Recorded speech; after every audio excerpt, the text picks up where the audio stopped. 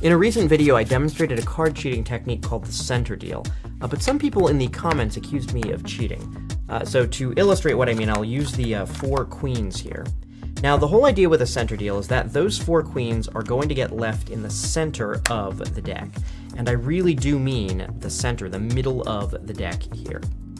Now, I'm going to deal out a 5-handed game of poker, and I will attempt to deal those 4 queens into my own poker hand.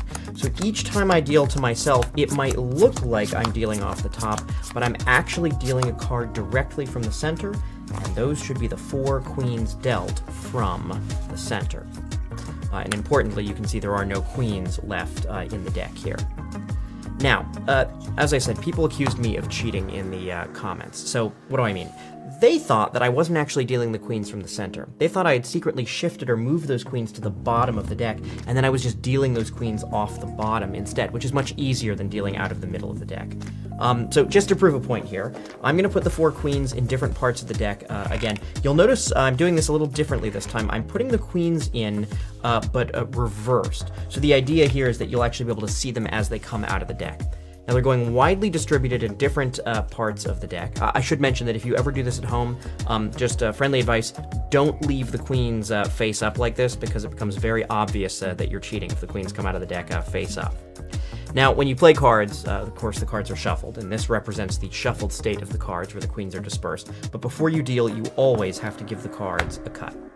Now, I will try to deal those queens to my partner's hand. Let's say my partner is the 4th player. So what that means is I'll deal out 3 cards here. Now you can see there's no queen on top, but I think the first queen is 24th. So I reach in and I deal the 24th card, which is the queen of spades. Let's try this again. I believe the next one is 29 cards down. Yep, that should be the queen of hearts here. Okay, the next one I believe is a little closer up. I think it's 18th, so that should be the 18th card there.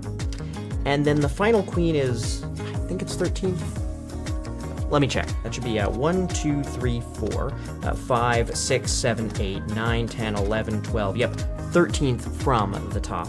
So I deal out 3 cards. 13 minus 3 is 10. So I deal the 10th card, the queen of clubs.